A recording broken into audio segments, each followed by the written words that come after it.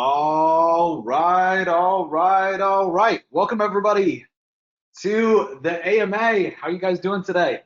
If you can hear me loud and clear, please do me a favor and let me know in the chat. And if you can see my face, if you give me a 0, that would be fantastic. You guys should see my face, but I don't know if you really can or not. For some reason, I can't get the window to show. Oh, here we go. Ah, there we go. Okay. You can see my face. Fantastic. Good stuff. What's up, Frankie Allen? Good to see you. Carolyn, Ron Dragoshin, good to see you, my man. It has been a long time. Austin Lawrence, good to see you, man. Carl King, Elise Tooley, Elise, good to see you. All right, fantastic. So you guys are in for a treat. I've been meaning to record some content about how to get Google Ads clients, to sell Google Ads. And so we had this AMA schedule, and I figured that, hey, what the heck? Might as well kill two birds with one stone. So you guys are going to get access to some brand new content that I've been meaning to film, that I've actually thought a lot about, that I've prepped for. And so you guys are going to get access to that here live today because you guys joined me here. And this is going to be coming up and probably be included in some paid courses and training and stuff like that that we're selling here in the future. So you guys are here. You guys made it. You guys are going to be getting it for free. So pat your self on the back. You showed up. What's up, Mike Barreca? Good to see you. So before we get started officially, so I can get my ums and ahs out of the way, do me a favor, guys, and any questions you guys have, put in the chat, and I'll answer those now. It doesn't have to be specifically about Google Ads, but I'll answer the first couple that come in. So anything you need help with right now in your business, anything that you would like my feedback on, we got a couple minutes here. Want to make sure that everybody has a chance to join in and to get settled before we start. And then we'll make a clean recording there from there. Okay. So I'm gonna grab something to drink and use the little boys' room, and I'll be back. I'm not gonna turn off my camera, so you'll just see this. And we'll get started here in just a second. All right. So if you need something, let me know in the chat, and when I get back, I'll answer it for you guys. All right. Sounds good. Thank you.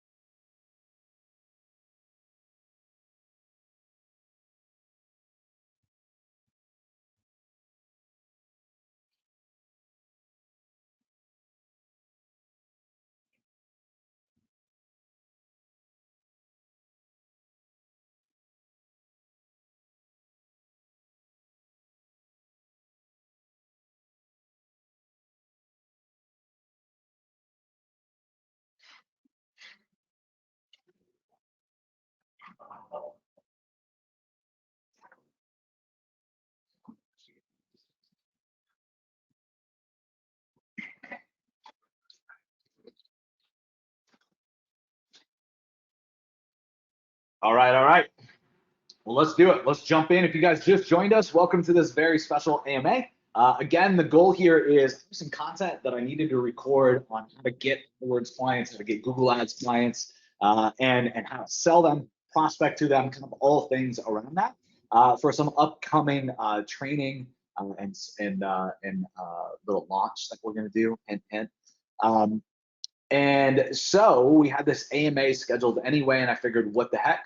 Might as well let you guys jump on, hang out with us. So we got a bunch of people on today's call. Super excited to have you guys. I did a little shout out. If you guys have questions, let me know in the chat before we get started, and I'll answer anything. It doesn't have to be specifically about Google Ads. So we got a couple in here, not very many, but I'll knock these out real quick, and then we'll jump into things. So guys, do me a favor, and I'm just going to keep it just on me so it's not distracting, and having you guys look at slide decks while we're not actually going over my slides. So just do me a favor, please do me a favor, and let me know if I forget to switch over and transition to the slides, and you guys can tell like I'm actually looking at a slide. It's happened one too many times, so I'd appreciate that. Fantastic, good stuff. All right, So first things first, and I'm just looking over here. I realize I'm looking to the side. The reason for that is that's where the questions are, and that's where I've put the questions. So if I'm looking to the side, know that I'm still paying attention to you guys. That's just where my channel is, okay? So first things first, Jamie says, do you still do pay per lead? Do you still think it's a viable business model in 2020 using paid media? Seems better than retainers. So Jamie, that's a really good question. I still do pay per lead. My viewpoint on it, I've been pretty clear with you guys about it. It hasn't really changed in, oh man, I would say the last 6 months plus. So in 2019, I came out with what I would say is some of the best pay-per-call training ever. And really, I shook the industry a lot. I've been in the forefront of the paper lead industry for a long time. And I kind of went quiet on it for about a year. And in 2019, I came out with a bang. And man, I threw a lot of jabs, I threw a lot of hooks at a lot of people that I think were going about pay-per-call in the wrong way. I still do pay-per-call, but Jamie, for me, it's the last thing that I sell. So when I have a client that comes in, they're paying me for traditional services. I'm getting paid $2,000 plus a month. I'm making a 75% margin on that. You do the math, right? Making really good money. And then they come back to me and they're like, Jamie, Joe, I really need a whole lot more volume. We've maxed out their PPC budget. I got them ranking in Google, and they still want more. That's when I implement pay per lead, and I'll go set up my own assets, right, that I own. I'll go run my own campaigns, paid and organic, and those people are my best clients, and they've always been my best clients. I believe that most people sell pay per lead to the wrong audience and to an undereducated audience, and selling per lead leaves them with no asset in the long run, and sells to really an unqualified prospect, right? Somebody that doesn't really value what you do. And what we do, guys, with Google search or from paid or organic is very, very valuable. Okay, but you gotta teach them, and you gotta to help them understand the process and how things work. And I saw as an industry as a whole, pay per lead was starting to get a bad rap in 19 because a lot of people weren't explaining to the customers what was happening, what's going on, and they're selling to the wrong prospects and they're ripping them off, and it just was causing problems. And so if you go back, you look through my training just on the YouTube channel on pay-per-call, you'll find some fixes and you'll see how I address the issue and what I do kind of now. And that's up to speed, Jamie. But if you take the traditional approach, like just start selling calls right out of the gate, and how you calculate the number, everybody's calculation for per lead, you're either going to wind up in a bad situation or your client is, or a combination of the two.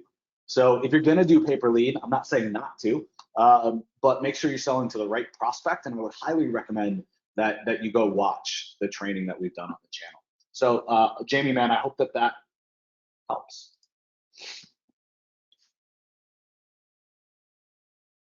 Raj, what's up, Raj? Good to see you. Raj says, Google's taking over all the spots on call-only ads.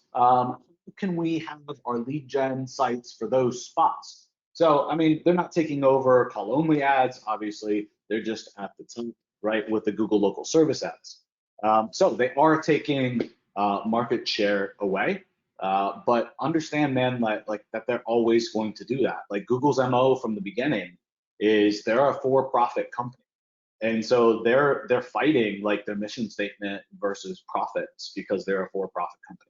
And what I mean by that is the reason that everybody switched from all the other search engines, right, Alta Vista and Ask Jeeves and Yahoo and all the craziness, right, is because Google promised a better search experience, a better user experience for the end customer actually searching. But over time, right, we as SEOs, if you are an SEO, know that like Google keeps taking away and taking more and more market share away from SEOs and making it more paid. So Raj, you got to expect that that's going to continue to happen. And I don't mean to pick on you, but from your tone of voice in your message, I would assume, and just an assumption, that you're pretty beat up over this, and local service ads has been around for a while. So man, like you either got to decide to like hang it up and not go after Google Organic, or you got to figure out a way around it. Like there's not been any late breaking news in terms of that. Okay, understand at the end of the day, there will always be a place for marketers, whether you're a consultant and you charge a monthly fee, or whether you're done for you and you're doing it for them on their behalf, or you're just selling training to local businesses. They're always going to need a facilitator and they're always going to need help. But you also have to know that the only thing that's consistent in this marketplace, the only thing that stays the same is change, right? This marketplace moves and it moves fast, right? And so you got to be comfortable with that, right? If you're a person that doesn't like change, you don't like staying up to speed, right? One little thing is going to bother you, then this probably isn't the market for you. And Raj, we've talked a lot. I know that that's not you. You're in this marketplace forever. But for everybody else, I think that there's a valuable lesson in that. So how do you compete though with paid traffic and pay-per-lead? Man, go do a search on the YouTube channel at Digital Triggers for best pay-per-call training ever, or just on YouTube. And Raj, watch that. And I'll teach you exactly how to sell pay-per-call deals while going after Google ads immediately, right? And how to use them and actually make a profit within your first 45 days. Ed Sanchez, what's up? What's up?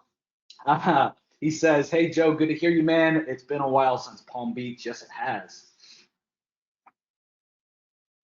Let's see, Elise Tooley, good to see you. When we have a client that's interested in having an audit or done for their Google account, is there a fee for that, or how does that work? So I'm assuming you're talking about, right, like Invisible PPC. Sure, I got it. And so we can talk about that. This isn't really a pitch call though for Invisible, but we do an audit if you contact the team. We do charge for the audit, we have to. Otherwise, we just get audit requests all day long, and then we can't get you quality, right? So if you look under services and then PPC Smart Niche, you'll find a bunch of information about our services, and audits should be listed under there as an extra as well. So hopefully that helps with your question as well. Good to see you. It's been a long time as well, Elise. I haven't seen you in Palm Beach for quite some time. Frankie Allen says, I hope this includes an outsourcer that we can use. Well, Frankie, I hope that you use Invisible PPC, right? Since I'm an owner over there. So I hope, man, crossing my fingers.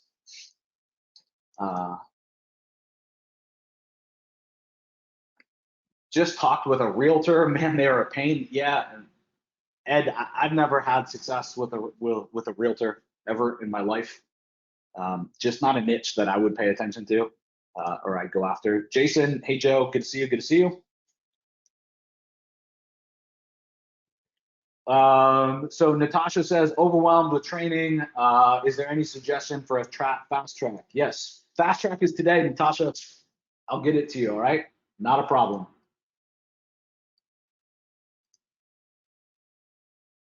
All right, let's do it.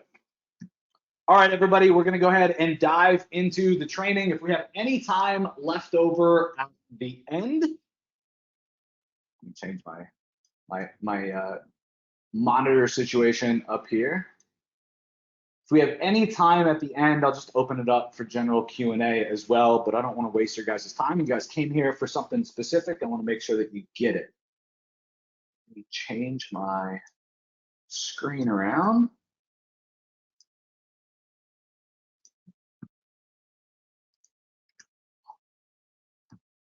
Oh, not all of my screens. Sorry guys, give me 1 second.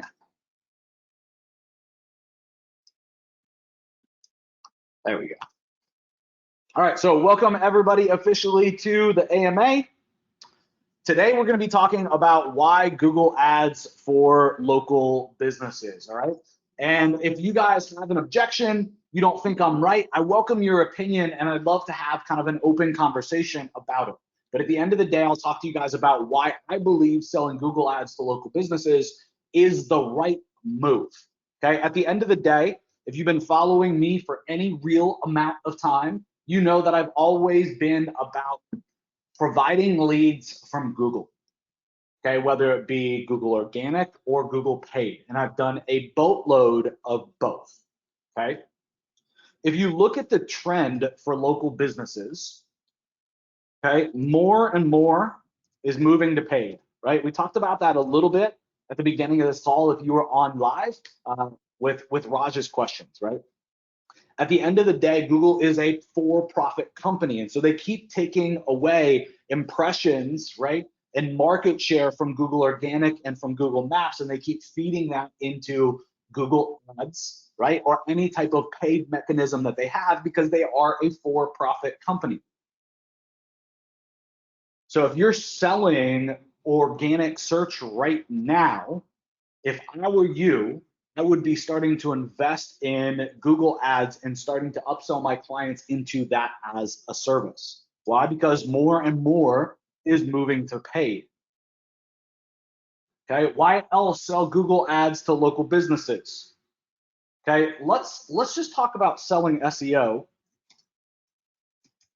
as an example, because I know so many of you guys are big SEOs. Selling SEO versus Google Ads. Think about the pitch to a local business, right? When you tell them that your services are going to cost $1,000, $1,500, $2,500, $3,500 a month for SEO, which any of those numbers are completely fine. If anything, I would say get rid of anything under $2,000. Like, you're just not going after the right prospect if you aren't charging $2,000 a month or more for your services. Okay, but you're telling the prospect that it costs them that much, and then their question is going to be immediately, all right, Elise, all right, Jason, all right, Joe, right? When am I going to see a return on my investment? And this is the killer for SEO, right?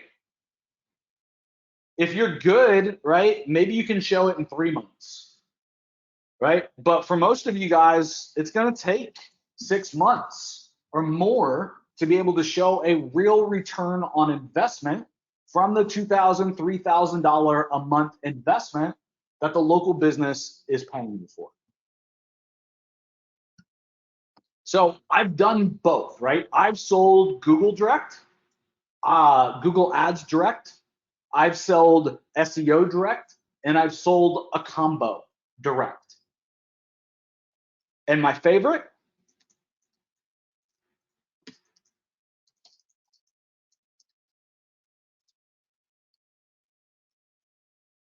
is the combination of the two. Why do you think that I like the combination of the two? Any thoughts?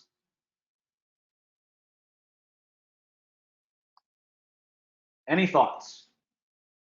Instant traffic. Yeah, it's immediate results. It's like a fire hose, right? It's like a faucet. You turn it on and immediately water's spraying out the other side. Okay? And over time, the results keep getting better and better and better and better. The reason I like pairing PPC with SEO is because SEO is going to deliver the long-term ROI that a client is looking for. If all that I'm selling to a local business, let's say a water damage company, to give a real example, if all that I'm selling them is pay-per-click services, probably about 6 to 8 months in, they're going to come to me and they're going to say, Joe, like, the results have kind of flatlined. Like, don't get me wrong, you've done a great job, right? We're getting more leads than ever from Google Ads. Our CPA, our cost per acquisition for a lead, is the best it's ever been, but really it's kind of stagnant. What's happening? What are you doing for me now? And guys, these conversations are awkward. It's like you got to plan for them, right? You got to know what you're going to do. You got to know what you're going to say. Otherwise, you're going to end up losing the business, right? They're going to go away. Okay, so for me, I like the combination of PPC to start for that immediate results and immediate gratification, and to give me time to start getting SEO results. So by the time the water damage company comes to me and says, Like, this is great, but what have you done for me lately? Or this is great, but how can I get even more of a return on investment? I have an answer for them. And I can position SEO as the answer at that 6-month mark, at that 9-month mark. And I can be like, check this out, Mr. Water Damage customer. Well, I haven't made a big deal about this. Behind the scenes, my team has been working, around the clock, working on your organic rankings. And check this out.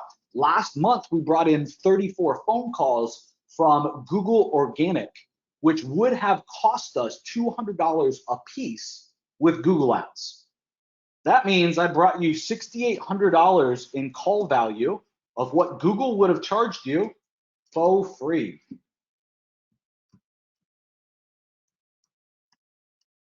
So I call this my yin and my yang strategy. And I just think that if you're really wanting to retain local businesses for the long term, you have to sell a strategy that delivers them short-term wins and also the long-term return on investments. Does that make sense to everybody? Give me a 2 if that makes sense real quick. If you would disagree with me, I want to know it, right? I'm not going to call you out. I'm not here to debate you. Like, that's not the point. I want to know it because I want your feedback. What are you guys thinking? Does that make sense? Yeah, Jamie Buck says quick return on investment plus long-term growth. Yeah. And when you're talking to a company about helping them with their marketing, when do you think they want that marketing to kick in? They want customers now, like tomorrow, not in 6 months, not in 3 months, not in 9 months.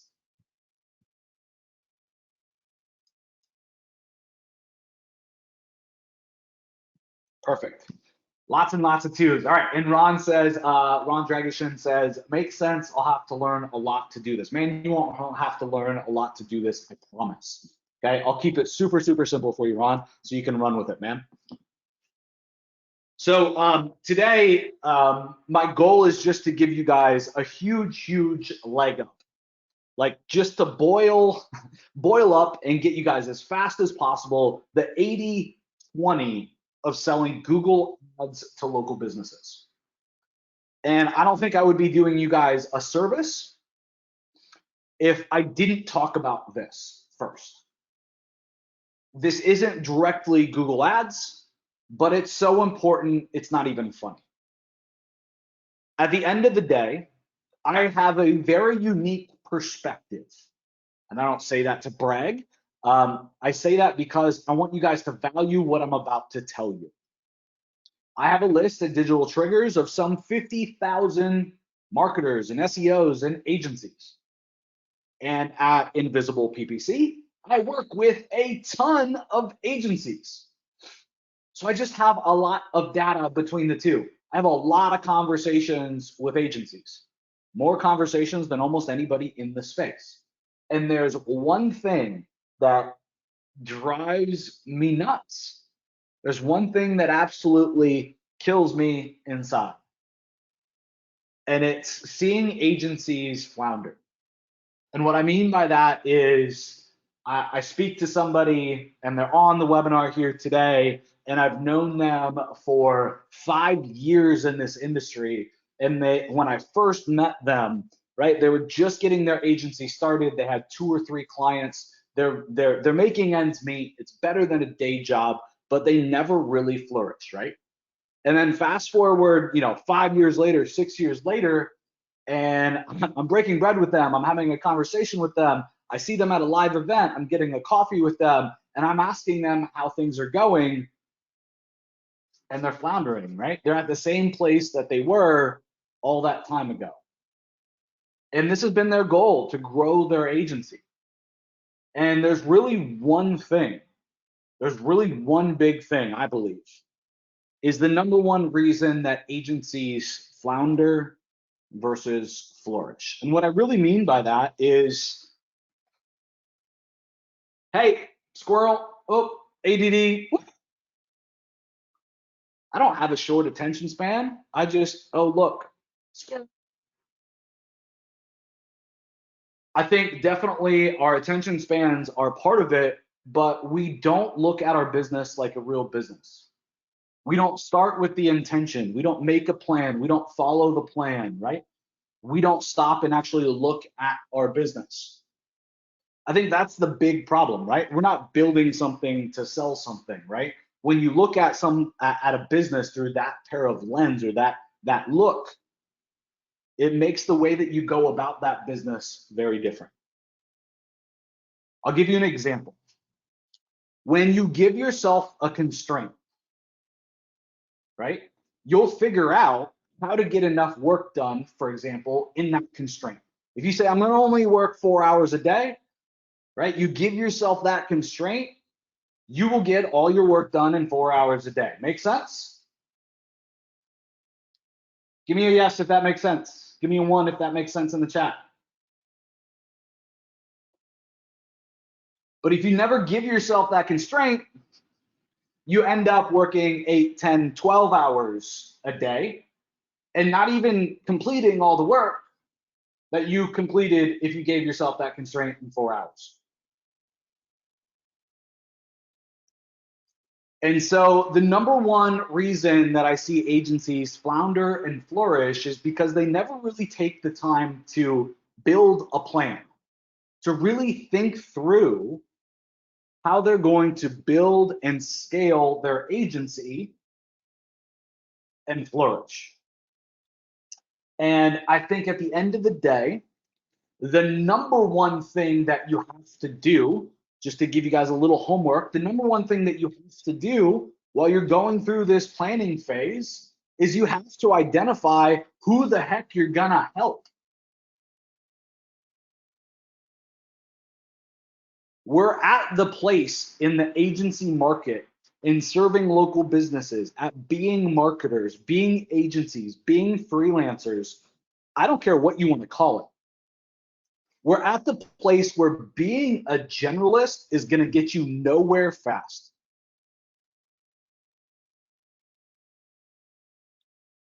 You got to become a specialist.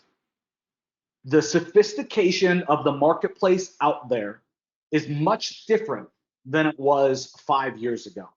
If you've been around for 5 years and you understand that, you get that. Give me a 5 in the chat. It is very, very, very, very different.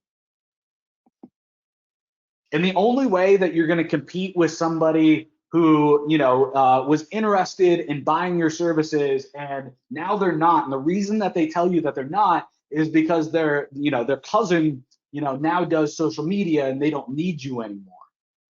The only way that you're going to be able to compete with that is if you stop being a generalist and you become the expert.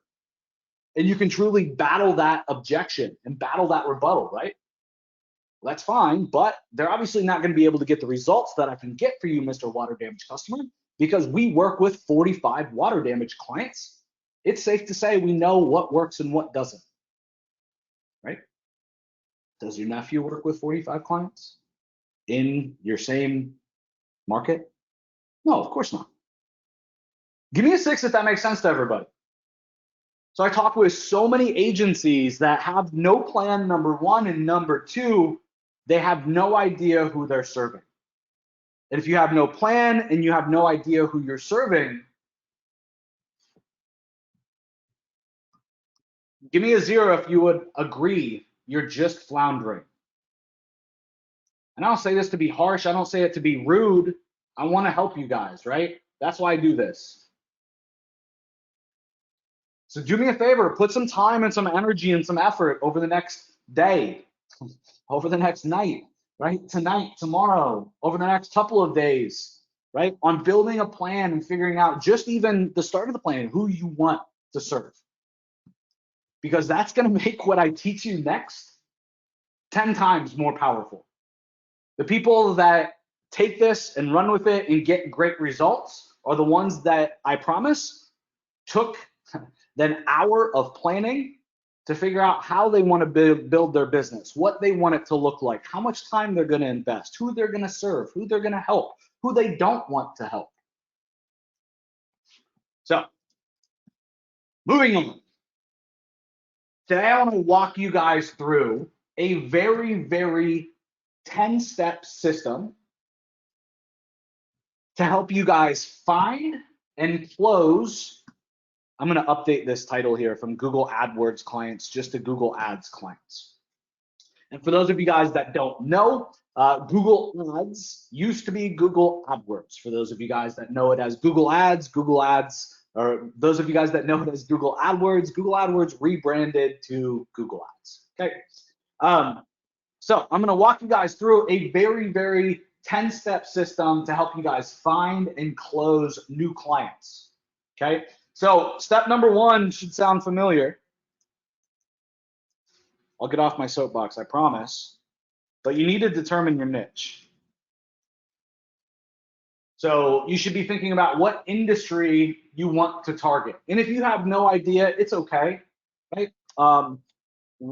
One of the things I like to tell people about picking a niche is, like, go get yourself a coffee if you're a coffee person, right? Pull out one of those local coupon mailers that they always have at the coffee shops, right? Whether it's a local homegrown coffee shop, right? Or it's a Starbucks, they all have the little local coupon magazines, phone books, and little local newspapers with the coupons, right? And just sit down and page through that little leaflet or that little pamphlet. I would also, if I were you, consider who do you have as clients now? Who have you gotten results for? If you can look at a client and say, I got results for them, that's something to consider, right? If you could leap forward today saying, I'm gonna go after water damage, okay, check. And then check number 2 is, yep, I got results for water damage. I got a case study, and I know I could get a testimonial tomorrow from my water damage client. Guys, you have made 2 huge jumps in your agency or your marketing business. Okay. Another thing I like to tell people about the niche is I like to equate it to being in a rock band. Okay. So if somebody were to ask you a year from today, hey, Frankie Allen, hey, Elise, hey, Bill Thomas, like, I know that you've been serving that market, right? And you've been jumping up on stage every day like a rock star playing your music, right? Are you sick? Are you sick of the limelight, right? Are you sick of playing that music? And the answer is yes, then you shouldn't be going after that niche. And what I mean is, in a year from now, are you going to be tired of working with that niche? Are they going to start to irritate you, or are they going to start to bug you? And don't feel bad about your gut reaction being yes or no, especially being yes.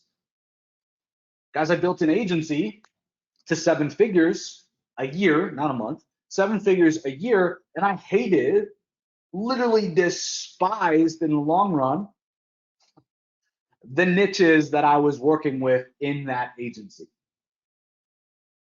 Guys, that's awesome.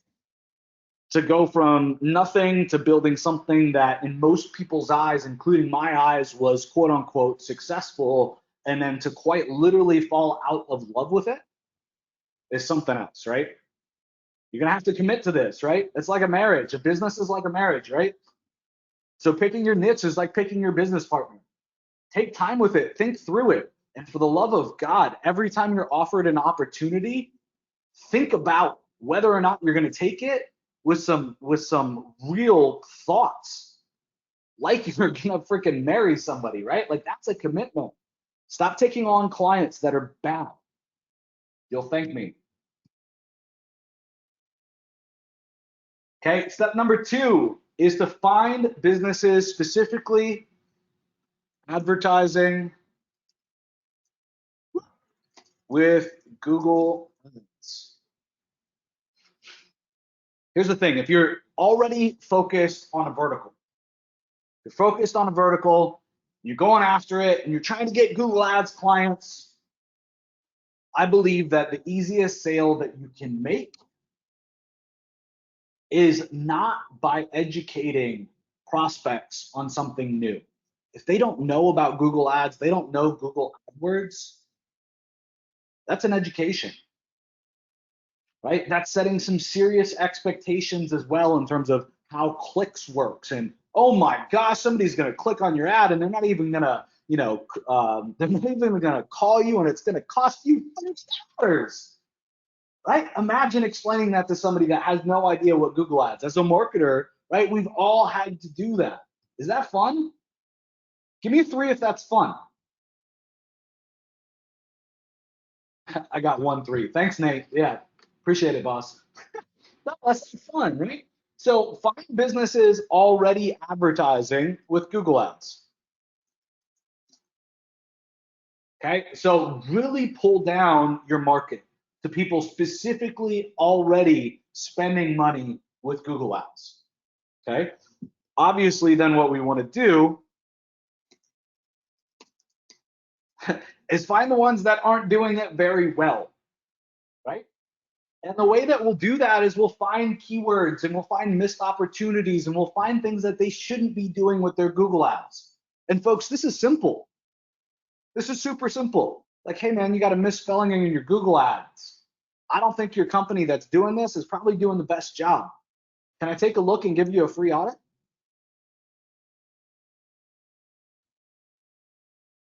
Right? You don't have to be a quote unquote expert, right, to find lots and lots and lots of missed opportunity. Okay, and I'm going to give you guys a whole checklist that you guys can go through, okay, for different angles on prospecting, all right, specifically for Google Ads.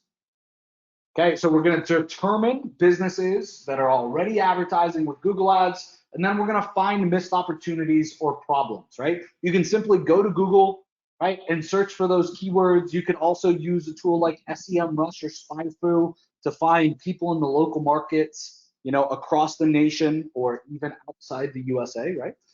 We manage lots of Google accounts outside the USA at Invisible PPC. So get that list and then start looking at the list and finding the ones with missed opportunity. Okay. Step number 3 is we're simply going to pre-qualify. At the end of the day, lots of sales that I see agencies making are to the wrong customers. And if you were on at the very beginning of this call, I talked about that a little bit with pay-per-call and pay-per-lead. Is at the end of the day, nobody's pre-qualifying, right? And they're selling to the wrong customers. And what happens is they end up wasting a lot of their time prospecting. It just doesn't pan out. A lot of the time that they spend on calls and trying to close deals and then following up with those deals. God, if you think about all the wasted effort and time, like, shoot me. Like, that's a nightmare. No, thank you. When you could have just pre-qualified from the beginning.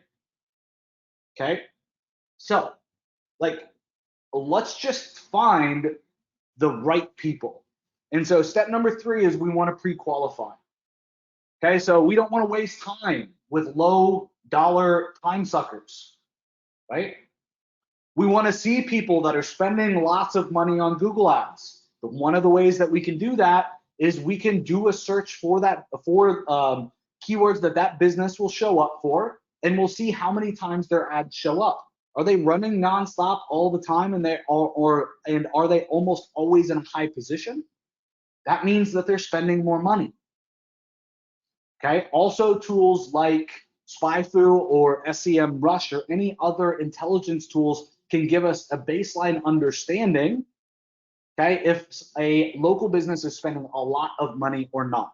Okay. One just little disclaimer here with SEMrush and SpyFu, because of geographies and local IPs, these tools can be off big time. Okay, so you can use it as an indicator, but don't take it as gospel. What I mean by that is it could say that somebody is spending $2,000 a month on Google Ads and they're a local water damage company. But if you've ran Google Ads for water damage companies, you can tell that, holy crap, those estimates aren't right. Like, no, man, I have clients that get 4 times as many clicks as that. Oh, and I got clients that, you know, they pay up to 3 times as much per click as their estimates. So just understand, just like Google Keyword Planner, that the tools can be off big time in terms of search volume and then what they think a local business is spending. Okay, but it's some good inclination. If you go in and you start looking all around the country at water damage, right, and you see people spending a lot of money, start at the top, right? Don't start at the bottom with people spending the least amount. Okay, give me a 5 if that makes sense to everybody. Okay, you start somewhere. Start with the best of the best. Don't go the other way. Okay, so then step number 4 is once I've pre-qualified, yes, this is a good prospect. They're spending money, right? There is missed opportunity. They're obviously running Google Ads. They're in the niche that I'm actually targeting. Is I like to run a little mini audit. Okay, and the mini audit is simple. At the end of the day, the mini audit is just a list of things that I look for, okay, to find and to show the missed opportunity. And so with each issue that I'm looking for in my little checklist, I'm going to want to know a stat that backs up, right, that that's important.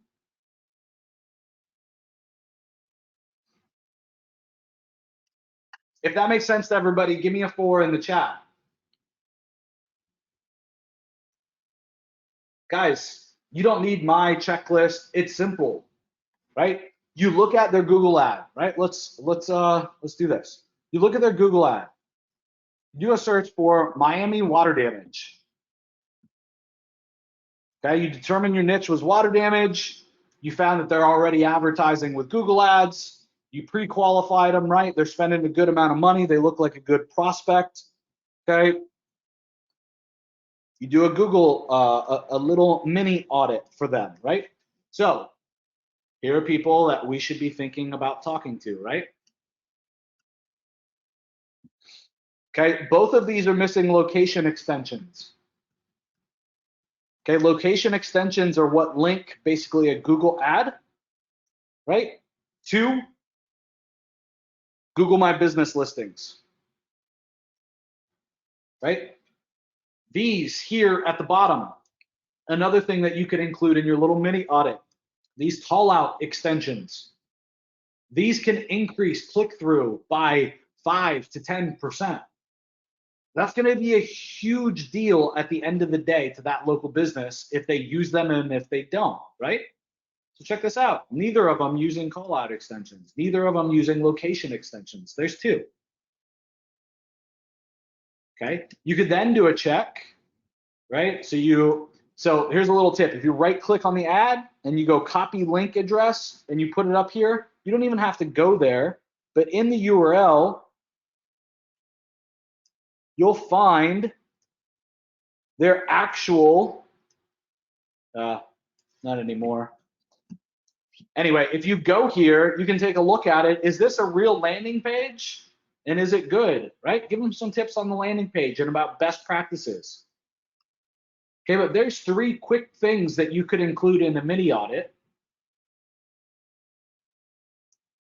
that can be done very, very easily.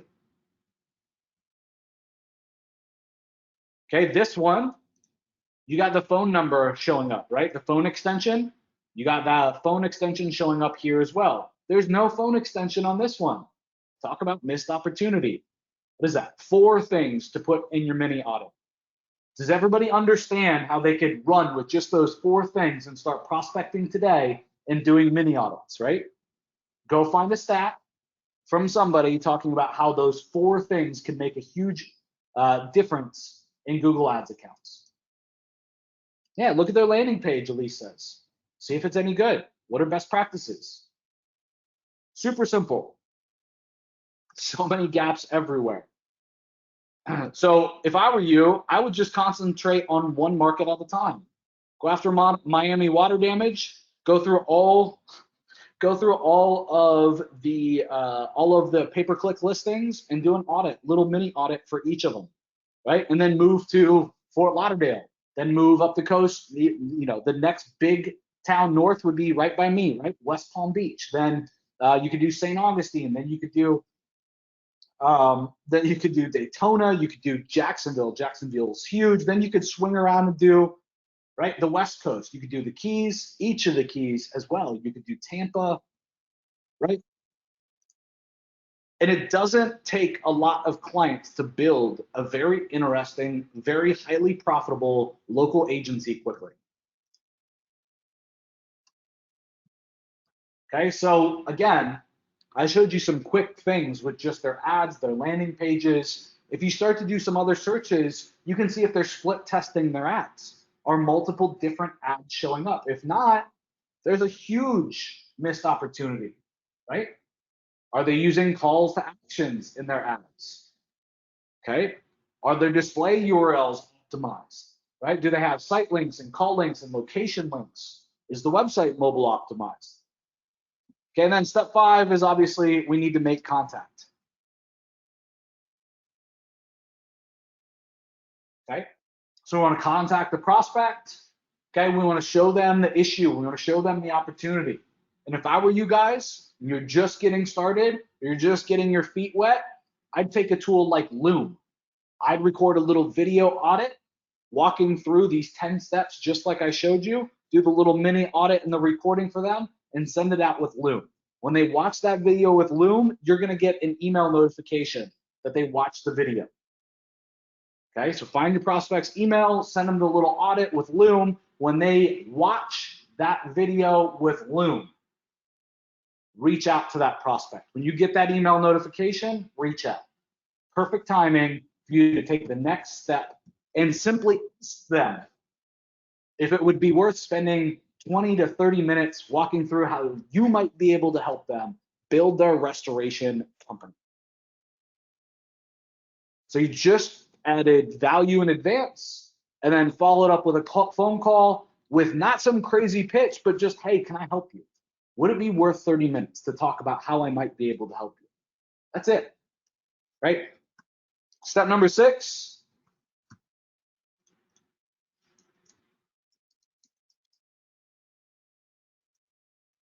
Is I like to qualify. Okay, so we're going to contact the prospect. Okay, we're going to make contact. We want to hook them and book them, right? We want to let them know as well that we're not going to work with everybody.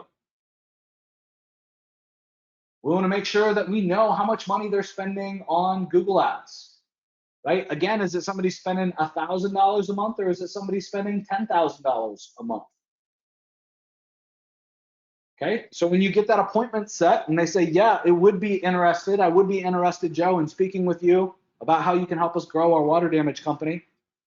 I'd be like, all right, great. That sounds fantastic, Elise. Just real quick, just so you know, I can't work with everybody.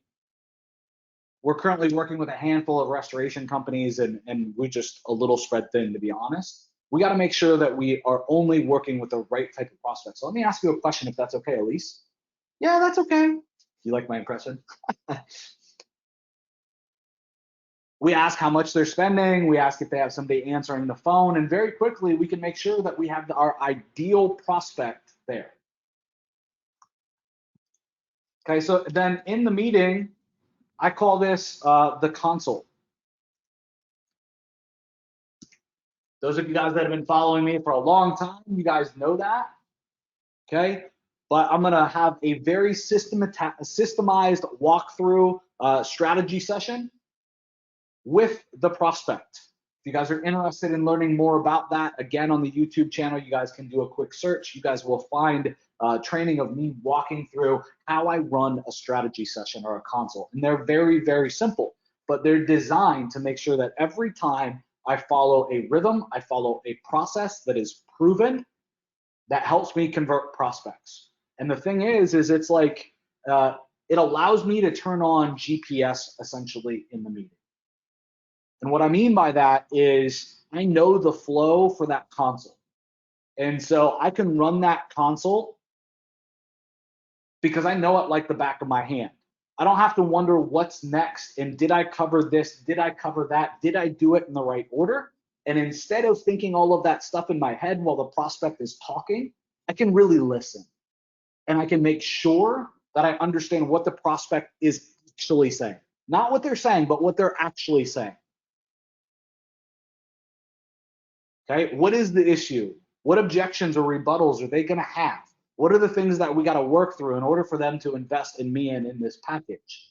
And if you're not doing that until the end of the call, until you ask for the business and then they give you a rebuttal, you're missing out on the entire purpose of the sales call.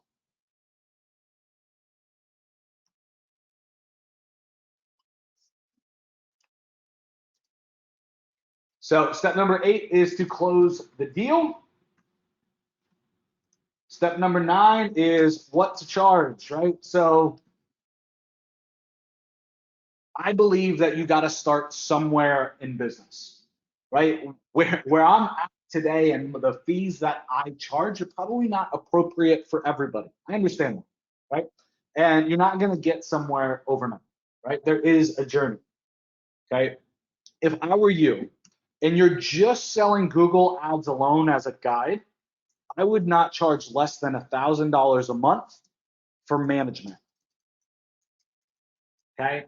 Just for the management. That doesn't include the spend, okay? If you're also doing PPC, or I'm sorry, you're also doing Google Organic, I would also have $1,000 minimum for that.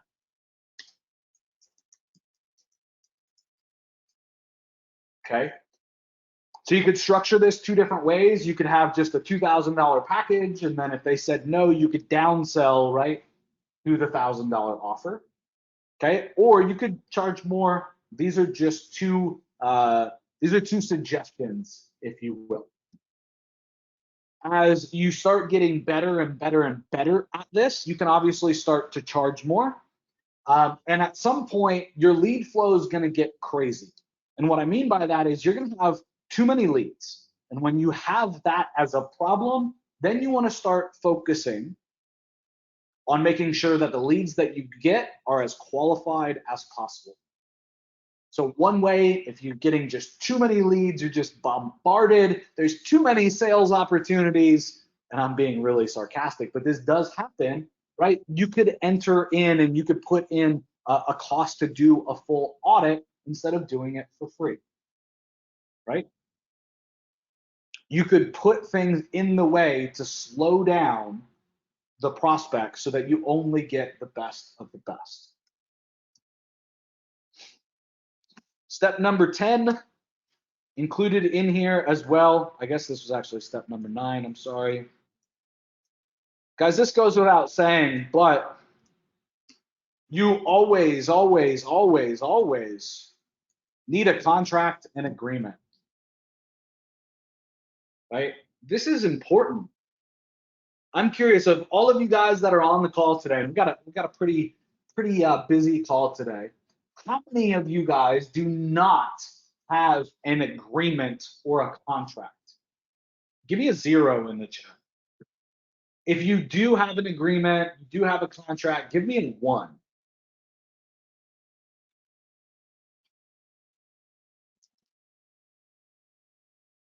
All right, wow, this is interesting. If you haven't put it in yet, go ahead and put it in, and then I'll share the results with you. So 0 if you don't have a contract or an agreement, and 1 if you do.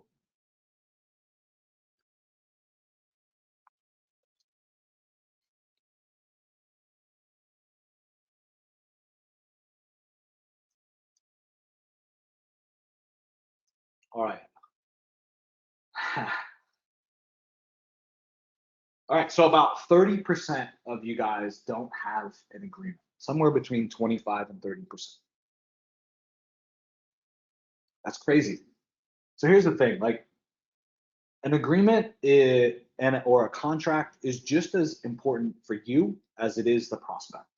Some people are like, yeah, Joe, but like I don't want to scare them off when they're ready to sign. No problem. So make it a simple agreement, right? Get rid of most of the attorney jargon in it. Just make it simple and read. But you need terms in there, right? And if you're really building a business to sell one day, which is what building a business is, otherwise you're not really building a business. It's kind of a catch-22. It's like, yeah, I'm building my agency business. All right, well, if you don't have a contract, you're not really building the business. And because it's built on nothing, right?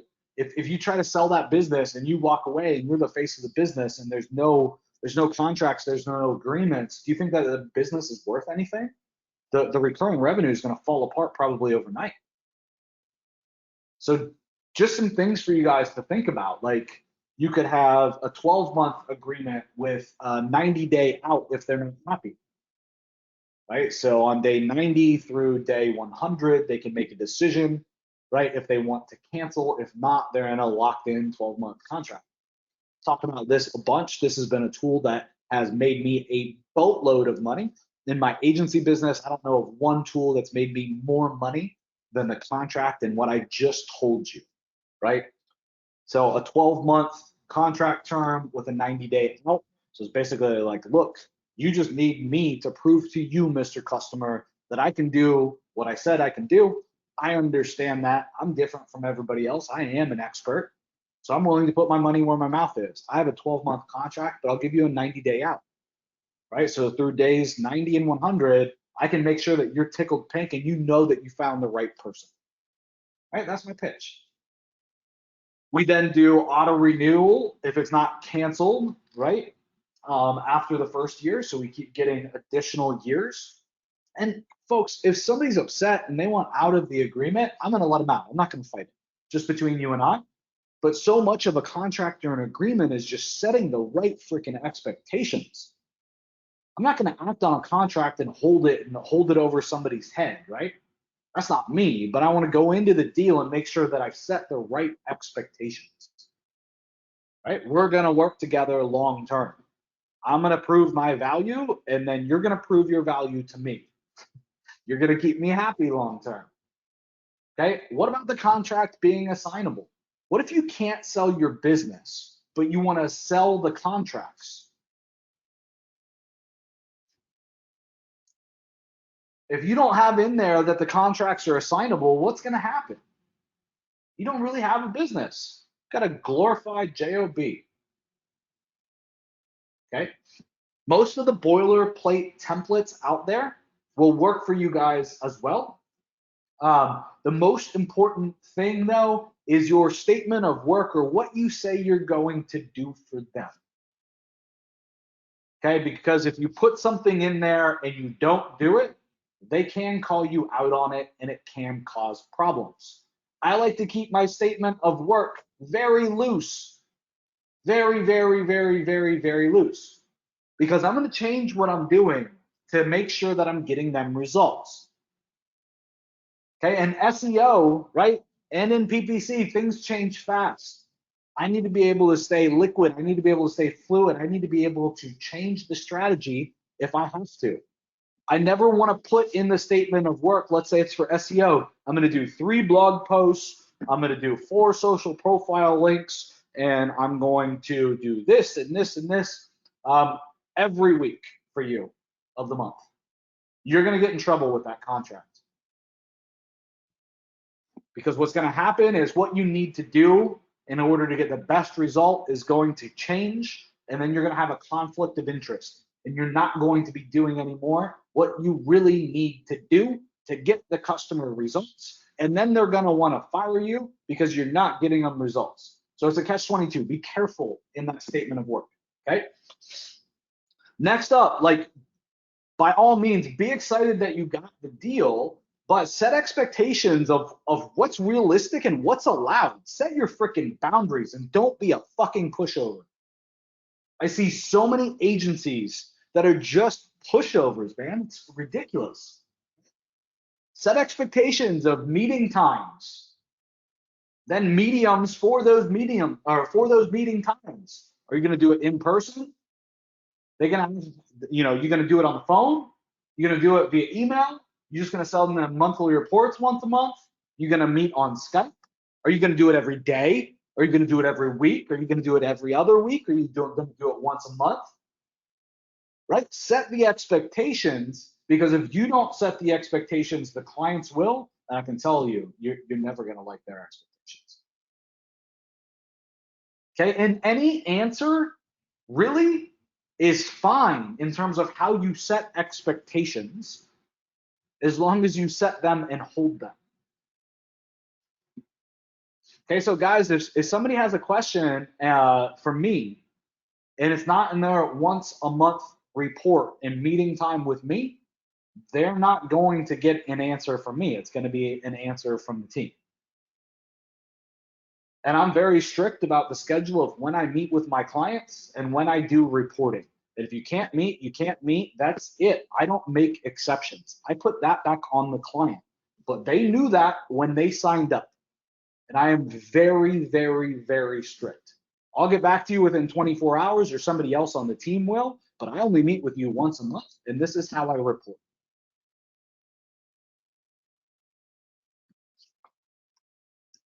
Questions on the 10-step system, right?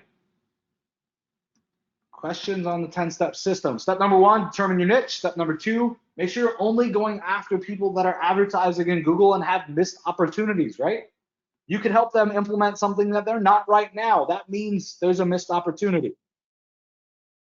Okay, step number 3 is to pre-qualify. Step number 4 is to complete the mini audit. I highly recommend using a tool like Loom to do that. Just do a short little video. Step number 5 is to then make contact. And again, I'd recommend doing that via email and Loom.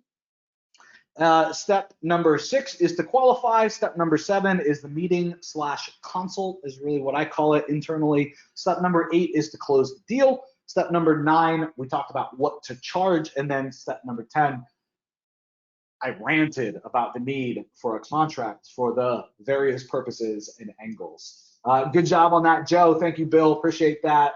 Elise said, excellent system, so smart, all of it. I'm going to use that, Joe. Fantastic. All right, good stuff. It is crazy. All right, fantastic. Good. Step number 3, how are you pre-qualifying them? Jamie, I just want to see that they're spending money. Hopefully, they're spending a good amount of money. Hopefully I see missed opportunities so I don't go down into step 4, step number 5, right? I don't want to go record a video if I could have found right there like they're doing a great job or they're not spending any money. That's all. Are they a player? Yes or no? Well done, Joe. Thank you, Magda. Jamie, gotcha, thanks. Real quick story on pre-qualification. You just want to make sure you have it everywhere, Jamie. We used to onboard. We used to onboard 3 to 4 deals a week in my last agency, and we were offboarding, meaning losing clients at 3 to 4 a week as well. So we built this thing up, freaking takeoff, like so fast, right? Like a jet just taking off from an airplane strip, right? Or an airstrip. It didn't make any sense. So we built this agency fast. It's flying. We're onboarding 3 to 4 deals a week, brand new deals. But the problem was we're offboarding 3 to 4 deals a week, meaning we're getting fired or we're getting credit card declines at the same rate. So the business was literally steady while the sales team and the operations team was scrambling, right? Because they're having to onboard new accounts and nobody's sticking. It's a nightmare. And the number one thing that we did to fix it, Jamie, was all about the filter. Who are the people that are sticking? Who are the people that aren't? Who are the problems? Who are the good clients? So we implemented a couple of filters in the sales process. And then we also added in one more thing that really helped. Isn't quite relevant here, but we added an onboarding call. So what we found is that a lot of our sales guys were getting really, really aggressive with their sales. And they were starting to make promises and say things that weren't true at the very end to get the deal. And so then we would onboard a customer, and then their expectations on lead flow, lead quantity, lead prices, all that stuff were different than what is in the pitch deck and what we promise as a company. So what we did was we took the sales call. The sales guy would close the deal, get the contract. They would authorize the credit card and make sure that they actually had the funds available while they're on the call with the person. Then they would schedule immediately with the prospect or the now brand new customers an onboarding call. And in that onboarding call, all that it was, Jamie, was just us resetting expectations. This is how we work together, right? This is how the contract works. This is how we do reporting. Here's what you should expect in lead flow, lead costs, right? Your timelines, right? This is what other people have seen. Here's a case study with another client. And we just resell them, but make sure that all the expectations are clear. And if somebody throws a shit fit in that meeting, Jamie, or we get a bunch of pushback, oh, my salesperson said this, or that's not what Bob said, or that's not what Jamie said on the call. All right, well, do you want to move forward or not? And if they don't want to move forward, we literally won't charge their credit card, or we wouldn't, and we wouldn't onboard them because we know that it's just going to be a problem. The first 90 days of any relationship is the hardest with marketing. Getting to know them, getting them to like you, getting them to trust you, by all means, that's hard in the first 90 days. But from a fulfillment standpoint, all the blood, sweat, and tears goes in those first 90 days. All right. Next up, I don't know why I went full screen, sorry.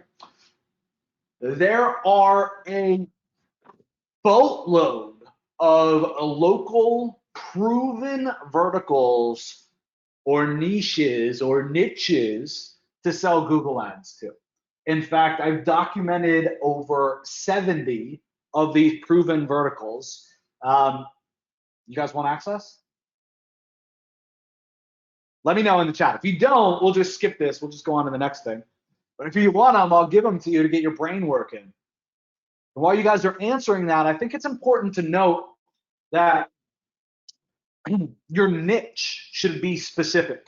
The reason you're going after a niche is to become an expert, right? Don't choose a niche like restoration. Choose a niche like water damage. And I know you're probably thinking, Magna, like that's the same freaking thing. No, it's not, right? In a restoration company, there's like mold jobs, there's water damage jobs, or flood jobs, you could call them. There's fire damage, there's asbestos, right? There's all kinds of different jobs. Become an expert in one of them, okay? And if you find that they always overlap, then you can start to go into the other one. We got somebody on the call that is, and I won't say your company name, just I don't know if you would want me to, but is really, really, really big, a massive giant in the cleaning industry, okay, like household cleaning. Well, guess what? They also do commercial cleaning, but they didn't do that overnight, right? They started and they were the go-to expert for household cleaning. And then over time, they added that on. Okay, when they hit as many prospects as they could, right? And as the demand grew for them to go into commercial, they did. But now they got a $2,500 a month marketing package for residential. And if you want to do commercial, guess what? You're paying for that package too. Now it's $5,000 per customer instead of $2,500. So you want to really niche within the niche. Don't say that you want to go after attorneys. There's so many freaking types of attorneys out there, it's not even funny. How can you be a specialist, right? How can you be an expert in all the different types of attorneys? I mean, shit, dude. Let's think about this, like bankruptcy. There's different types of bankruptcy. You got criminal, you got DUI, DWI, you got estate planning, you got estate planning with probate, you got family, like child custody, you got divorces, you got just general family stuff, you got immigration attorneys, right? You got personal injury, then you got different types of personal injury, vehicle accidents, right? Horse accidents, right? You got workman's comp. Guys, you can't be an expert in all things legal. And if you are, I would argue till I'm blue in the face and passing out that you are literally stepping over dollars to pick up pennies. Be an expert. All right, so you guys got it. I'm going to give you guys all the 70 plus niches, 70 plus verticals. Why is this not pasting? Edit, paste and match style. That are proven verticals. And what I mean by proven is they're part of what we call at Invisible PPC. And I just put this in the chat for you guys. Our Smart Niche program. For a niche to be inside the Smart Niche program, we need to have proven that we can get results. We need to have proven that we have case studies. We need to know what keywords work. We need to know what landing pages work. We need to know that clients are happy on the other side with the results that we've gotten. And we can predictably onboard a customer in any of these 70 verticals. And we can tell you, hey, that water damage lead is going to cost anywhere from this amount to this amount.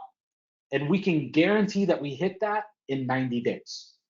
We can help you set expectations for lead flow and for lead cost. And we hit that over 90% of the time.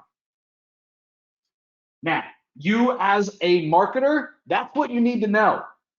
Give me a 1 if you get that. That's what you need to know. That is the proof. That is what your customers want. When you're at the closing table ready to close a client, and they start asking questions like, all right, great. So what's the cost going to be? You need to be able to have an answer. What's the lead flow going to be like? You need to have an answer. You got to be able to set expectations. And if you don't, getting clients is hard. I'm going to help you guys set expectations and realistic ones that you guys know that you guys can hit. You want to know one of the big secrets to being able to maintain client relationships and not churn them? Setting the right expectations. So I'm just going to give it to you guys. Again, it's invisibleppc.com/ppc-smart-niche. And when you get here, when you scroll down, you'll get like a whole dossier, a brief on what smart niches are, what the 70 plus niches are. You'll get it like what's included. Guys, you need this for like your pitch deck. What's included in management? What's included in launch? How long is it going to take? What's not included? What are the other things that you could upsell or you could add on if you wanted to? And then we're not going to leave it there. In the top, there's a little green button under PPC Smart Niche that says start the program.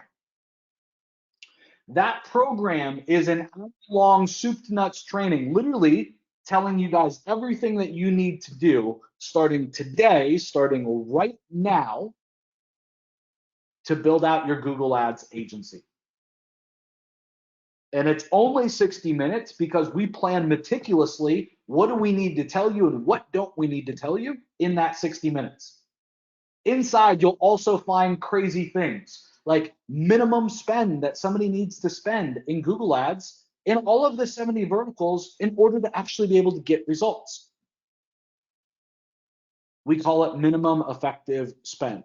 You'll also get in there what their offer should be, because we've proven out the offers for each of these 70 plus verticals.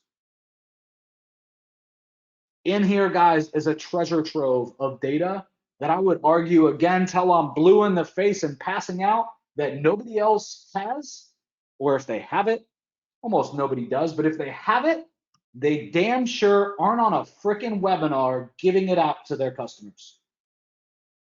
Good stuff? I want to see each and every one of you guys enrolling in the free Smart Niche program, right? So you guys can get access to all this data because this is going to help you guys out freaking tremendously. Okay? Give me a 0 if you guys see this, if you see the value in here. This is literally almost a decade's worth of PPC knowledge, PPC success, PPC case studies, PPC results that you guys can leverage literally starting today inside your business, okay? Next up, I want to talk to you guys about how after you guys get started, you use the 10-step system to find and close Google Ads clients, how you can really scale. So this is called How to Find PPC Clients, 3 Proven Prospecting Strategies for Advertising Agencies. So first things first, guys, I want to walk you guys through a concept that I just simply named direct and indirect. Okay, you can sell PPC clients directly, and you can sell PPC accounts or clients indirectly. And what I mean by that is you can sell somebody directly by simply approaching somebody that's already running Google Ads and saying, hey, you got a problem, AKA there's missed opportunity here. I can do it better. Here's why I can do it better. Would you like my help? Right? When they say yes, right? That's getting a client like directly. Okay, but you can also go about it indirectly. And what I mean by that is you don't go directly to Google Ads, right? You don't find a problem, you don't find a missed opportunity. You just show up like freaking Superman and rip your freaking shirt, right? I'm an expert. I'm here to help you. And when you are an expert, instead of a generalist, you'll have the social proof and the kahunas to back it up. And when they go look you up, they look at your website, they see who you are, it will reflect that as well. So I have sold PPC clients using direct strategies, and I've also sold them using indirect strategies. Okay. Earlier in another video, right, we talked about a direct strategy. Okay, so I'm going to continue on with the direct strategy, and I'm going to give you guys three,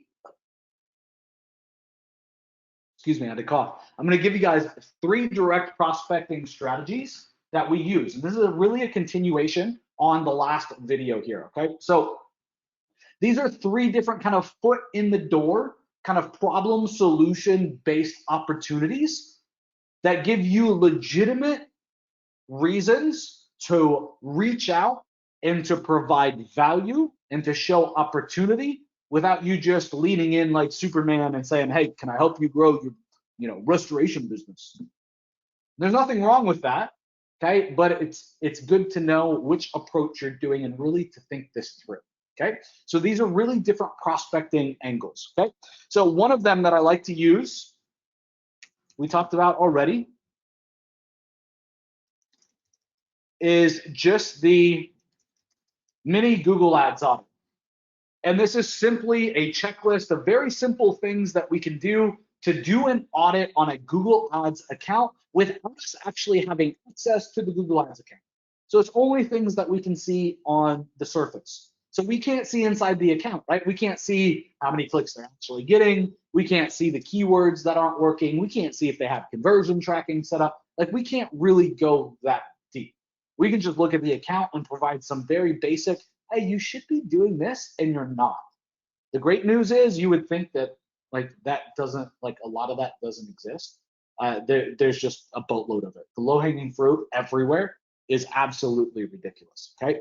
So number 1 is the mini Google Ads audit. And I like just taking that and following up with a little Loom video, walking through the little audit. So I'll just in a Google Doc type out, do they have this problem? Yes or no. Do they have this problem? Yes or no. And then at the end, I'll just walk them through. Here's what I found, right? And I'll walk them through each of the 3 things or 4 things or one thing, the one problem and opportunity that I found, okay? So next up, this one's a fun one, and it's really silly that I never hear anybody talking about this for prospecting. But I love this one.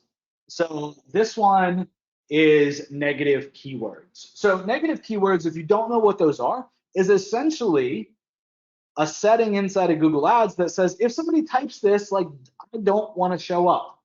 An example of that is like that is real that somebody would want to use is like cheap, not chap, cheap. Right, so we're talking about water damage as an example, right? They go to Google and they type in cheap water damage.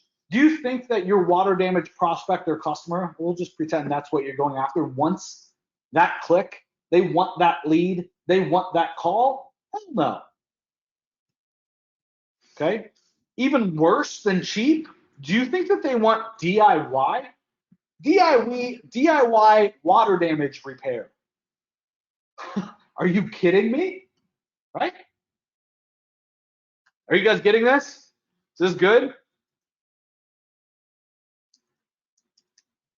How about worst? Worst water damage company in Miami. Do you really think that they want to show up for that? What do you think is going to happen when you do a little Loom video for a prospect, right? See, you go to Google. Let's do it. You go to Google and you go, worst water damage company in Miami. And you shoot a little video saying, hey, Mr. ServPro owner, right? You do research, you figure out their name, you get their email. I don't really know what's happening with your marketing, but I just wanted to show a little bit of concern that I found earlier today. I did a search for worst water damage company in Miami, and I found your ad in Google at the very freaking top. That means that like you're paying through the nose for this search term and for this click. I don't know who's running your Google Ads account, but if you'd like, I'd take a look at it. You know, it's what we do. We specialize in water damage companies and specifically going after Google Ads and making sure that you're getting the most from your Google spend. So if I can be of help, let me know. If not, man, just feel free to forward this on to your marketing agency. Have a great day. If you did that for ServPro, for Jarvis, for Express, right, for Efficient, you did that for all the people that show up in Miami, how on God's green earth could you not get a client? And it is just freaking rampant. You guys liking this? Is this good? You guys want the third or what?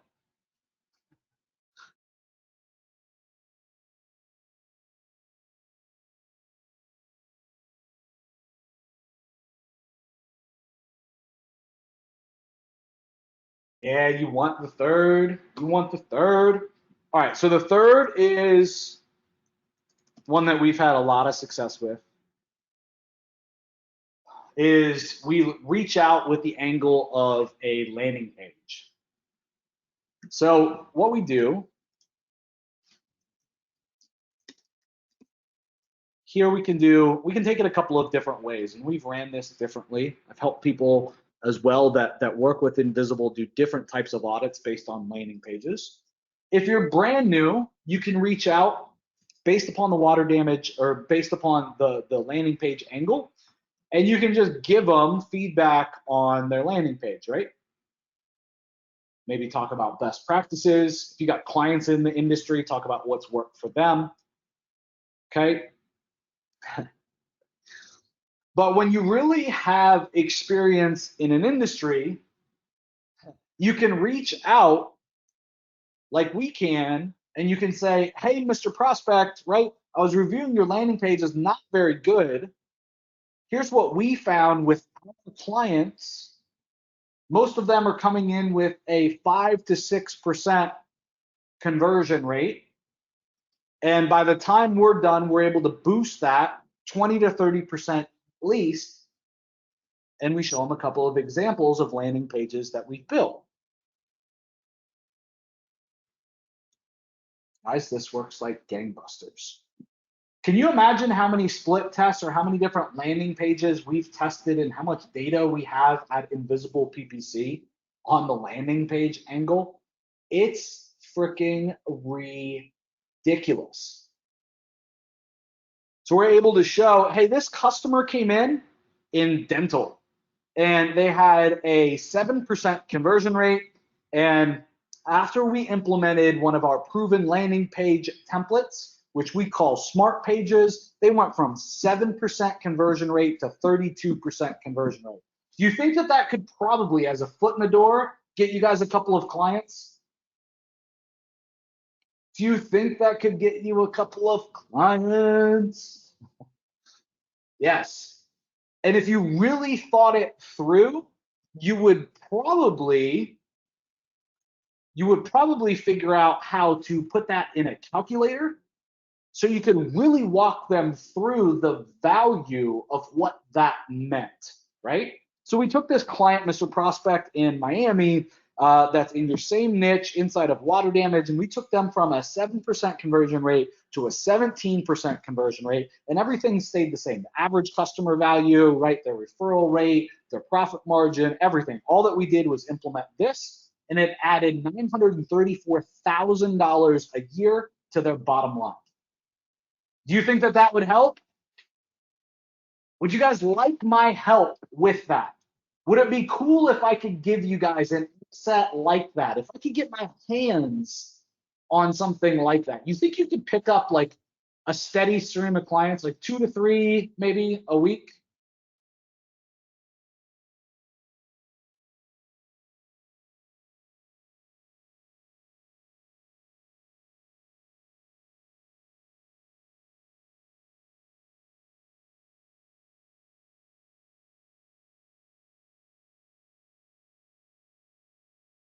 Can't hear you. Well, of course I can't hear you. Only got like 3 comments in the chat. Like, yeah, that would be helpful.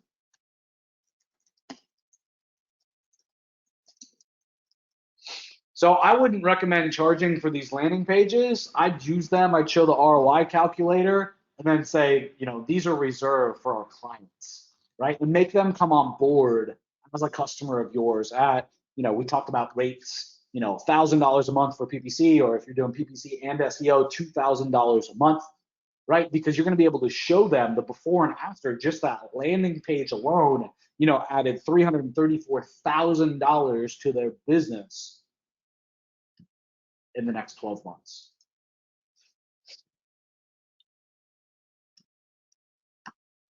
All right, so cat's out of the bag for everybody on the webinar. We are rolling out this as an initiative in 2020. In fact, in less than, what's the date? I don't want to say something that's not right. In less than a month, we'll say, we're rolling out a brand new training program, product, whatever you want to call it, that is cheap. It's affordable by everybody on this call. It is not expensive. That will allow you guys to get access to our proven landing pages, our proven templates with before and after assets for you guys to be able to use, right? To show before and afters from when we implemented our proven landing pages in different verticals. And also we'll give you guys a calculator to walk people through, right, what it means if they got access to that landing page template.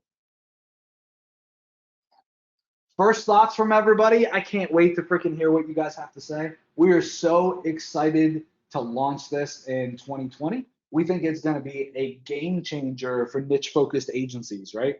To be able to reach out as an expert and to show these before and afters and to show real examples of how this has added 300,000, 500,000, $1 million. Guys, we have examples of landing pages that have added literally millions of dollars a year to a business's bottom line from our before and after split test.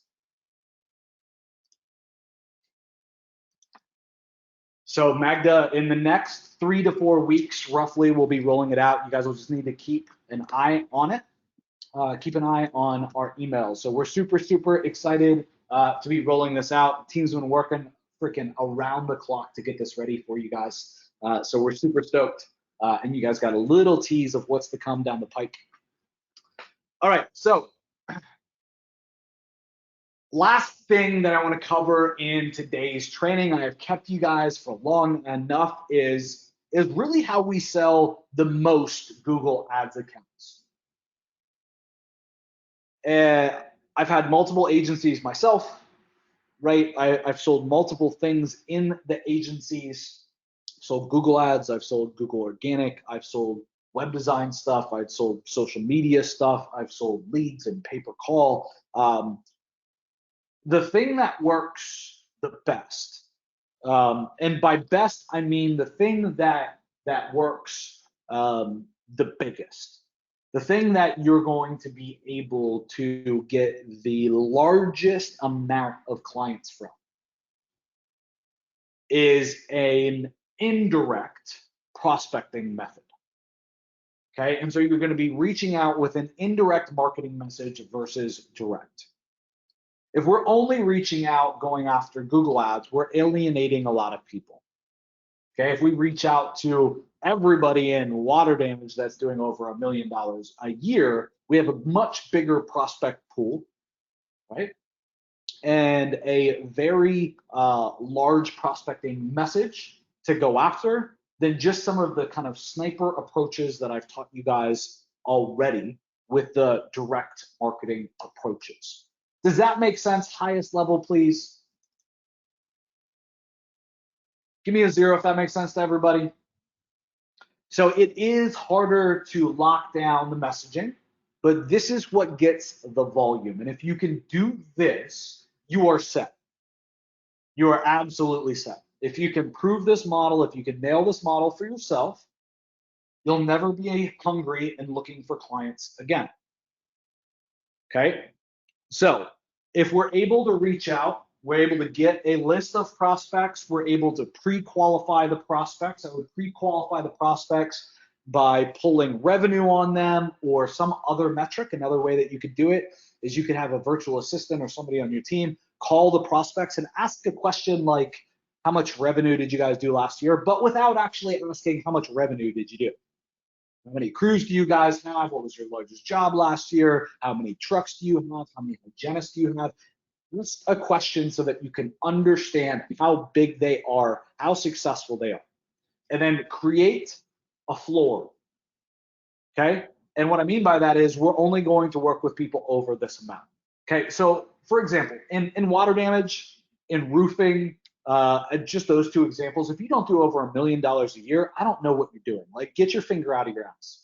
Like, quite literally, I don't know what you're doing, right? When the average ticket is so high, if you're not doing $1 million a year, you shouldn't be selling those niches marketing services. You're just asking for trouble. And by trouble, I mean bad clients that don't get it and can't afford your service and are going to be problems. Give me a 9 if that makes sense.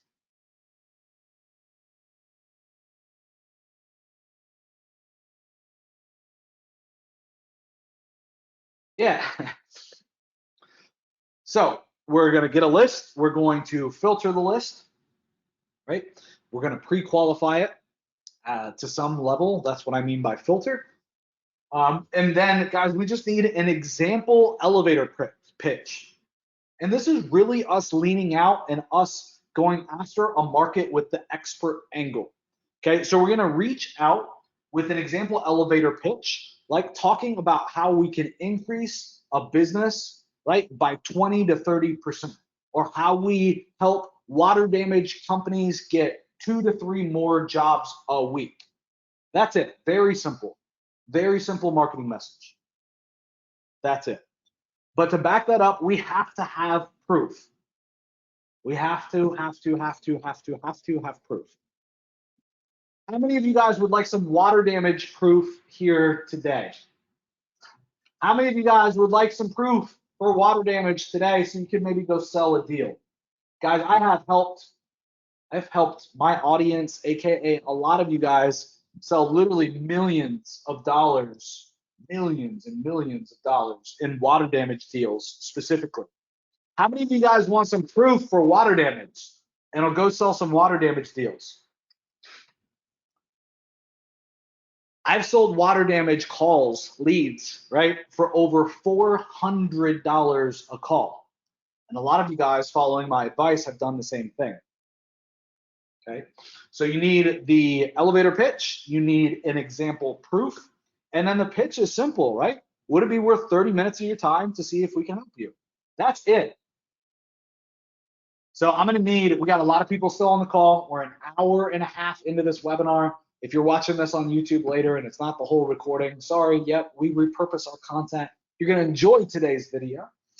And you guys want the case study for water damage. I need a 0 from at least half of you guys in the chat to give it up, right? Because this is literally years in the making, years of expertise, years of working lots and lots and lots of Google Ads accounts. And frankly, it's what's missing for a lot of you guys to land your next deal.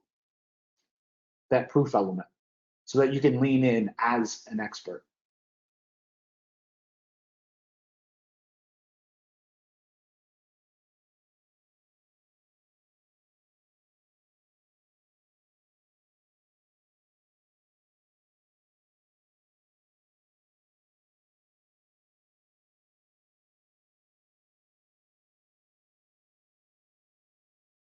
All right, so I just put the link in the chat for you guys. You guys will have access to this. Again, it's in the chat. So right now, guys, how many of you guys think that, I want to prove a point here. How many of you guys think that cold calling's dead?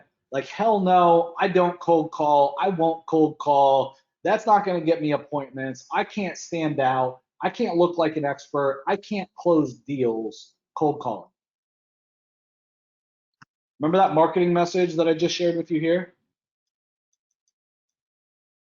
We're booking 1, 2, 3, 4 minimum appointments per day, just cold calling, just with the exact script outline that I just gave you.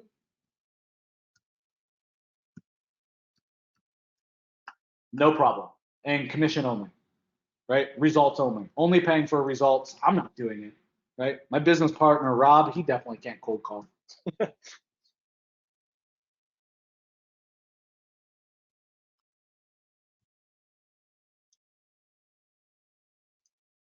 So this is the case study that I put in the chat for you guys that you guys can use.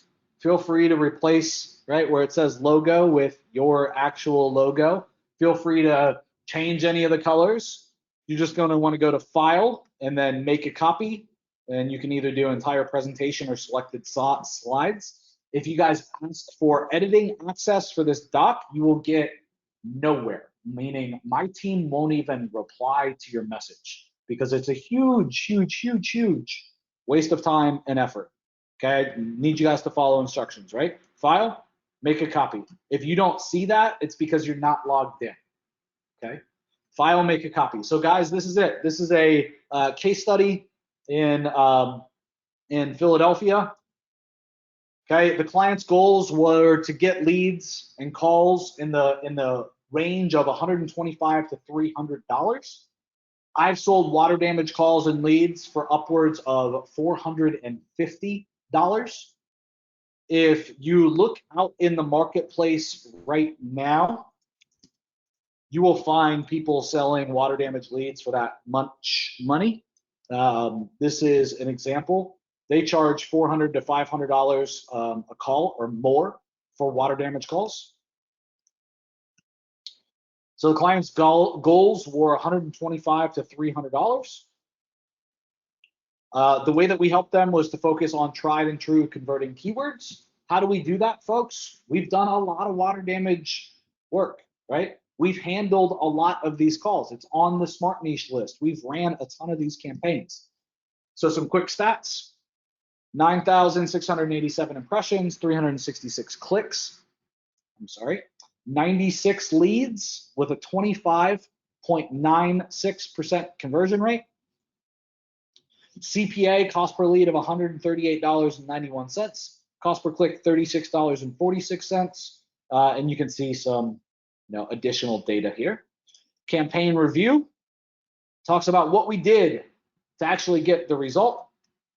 And then there's a little glossary, right, in case you guys have any questions on what CPA, CPC, impression share, quality score, page impressions, or number of conversions means. And this can all be branded to you guys.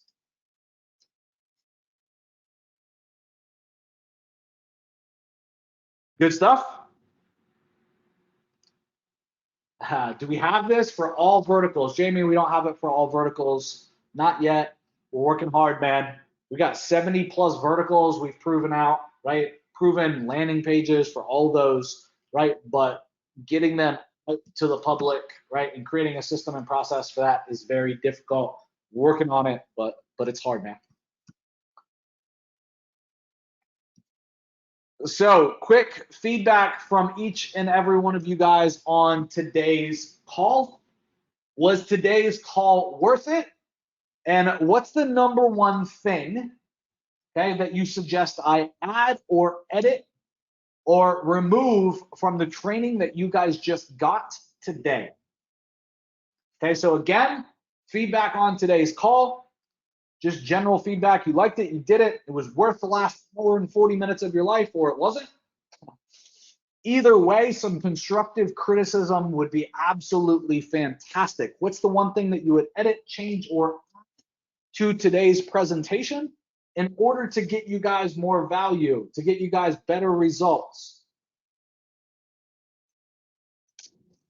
Let me know in the chat. I would really appreciate it.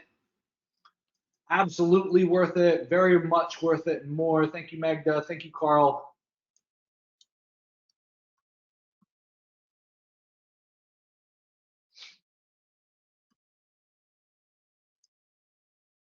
Thanks, James Blackman.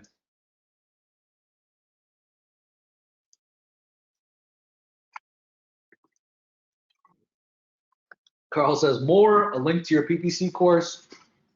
So I'm not here to pitch anything. Today is really a free call. I want to be able to support you guys, but know that there's a couple things that you guys can always buy about PPC from Invisible. If you guys go over to their website, I'll just put the link in the chat. So there's really two things that you can do if you want more. And I'll just highlight these and what the heck they mean real quick. So agency kickstart is just that. What I mean by kickstart is, you know, what do we have to do? What systems do you need? What processes do you need? What do we need to get live in your agency to kickstart it and to start getting clients? What are the processes? What are the systems? What are the things that you need to know how to do? And then agency accelerator sounds just like it means, right? Once you've been through the basics, you've onboarded some deals, right? You know how it works. You know how to set expectations. You know how to sell the jobs. You know how to retain clients, right? How do you step on the accelerator? How do you slam that accelerator down? And it sounds kind of obvious, but at the end of the day, a lot of agency owners get stuck forever in their career in this section, right? And they never really get past the kickstart. And when they try to put their foot on the accelerator, it doesn't go anywhere.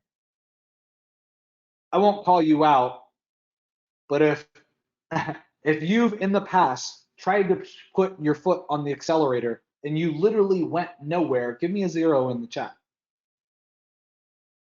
Again, I won't call you out. I mean, we've all been there. If not, like you just got in this game yesterday. And even then, you probably tried to put your pedal to the metal and it went nowhere, right? So there's things and fundamentals that you got to know how to do and that are going to hold you back and that are going to be like freaking concrete cinder blocks pulling you to the bottom of the ocean, right? If you don't get done, that will stop you from actually being able to push on the accelerator and you actually speed up, okay? So these are the two things. These are available for you guys. Just learn.invisibleppc.com. You can also get to them if you just go to the site. If I can spell.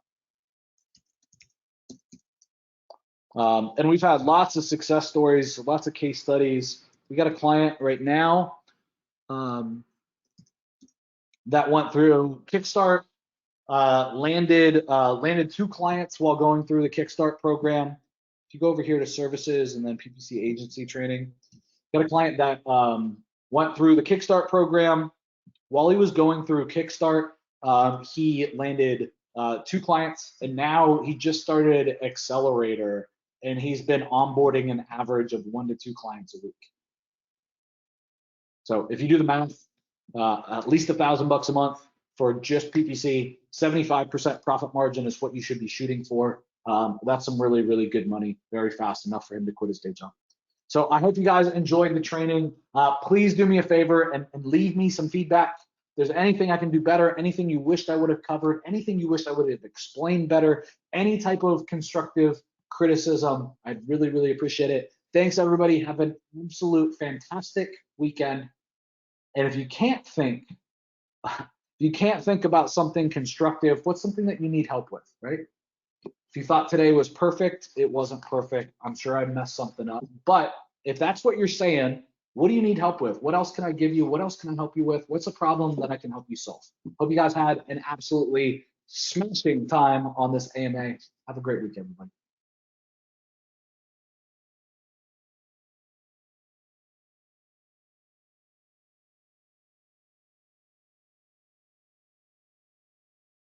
All right, sorry about that.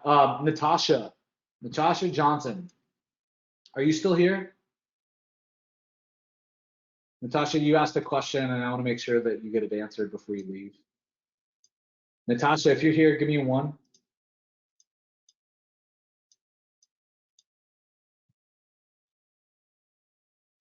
All right, cool, you're here. Fantastic, good stuff. So at the end of the day, Natasha, she's like, I have lots of training programs. Basically, where do I start? How do I get some traction? Let's pick a niche, right? Let's think about this slide.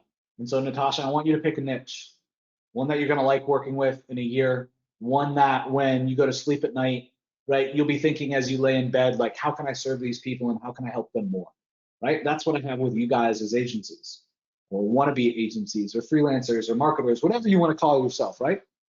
And that allows me to show up like this and care and to give you guys real value. You want to make sure you can do that in your agency, okay? So that's first things first, okay? Second, now you want to think about how you can add value to them. Okay, Natasha, if you lead with a message like this, right, like we talked about in this last system, how to sell the most Google ads, like can be the, like how to sell the most anything. Like, let me just be perfectly honest, right? The thing that changes in here is your example proof is what changes. And your elevator pitch just has to support whatever it is that you are trying to sell. So again, I've used the same, not basic system, but the same overall system to sell lots of different products in the agency space to lots of different types of businesses, right? Lots of different verticals using quite literally the same marketing message. These are the only two things that have changed. Natasha, does that make sense, zero? Give me a zero in the chat.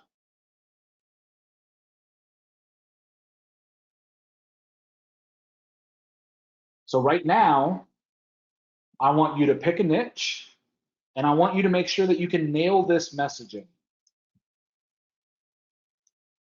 Nail this messaging.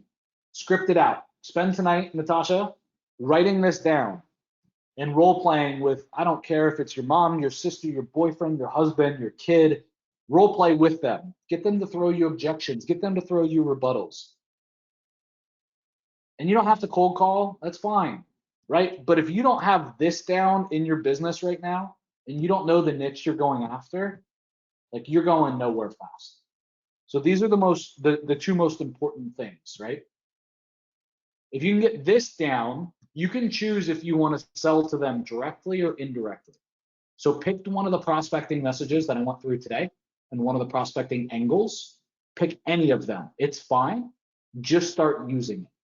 So if you're going to reach out and do a quick audit of their Google ads, you're going to reach out with a landing page, you're going to reach out with the indirect marketing message versus the direct. It doesn't matter, but just pick one and get out there and just know this part of the pitch. And Natasha, you'll be freaking golden. Okay, that's all that I want you to worry about right now. Okay, I'm not going to leave you stranded though. As soon as you get a meeting, you set an appointment with a prospect, go to Digital Triggers. I'll give you the next steps. You just got to promise me that you're not going to go on like information overload, right? And go watch all of this now and not take action, because that's the problem with all of us. We all do it, right? So go to YouTube and do a search for Digital Triggers consult. There's a video in here, either under consult or strategy session, where I literally walk through consult strategy session. I'll find it for you.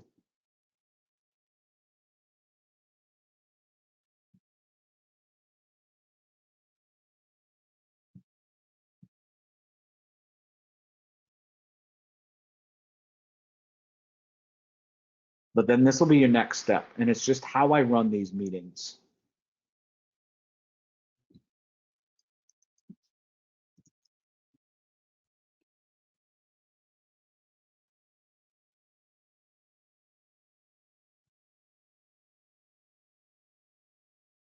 you go.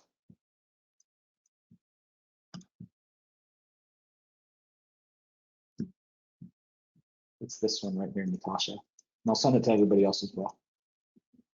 All right, Natasha, I didn't want to leave you stranded. Thanks, everybody. Have a awesome Wednesday. I promise I'm actually leaving this time. Have a great week, everybody. Talk soon.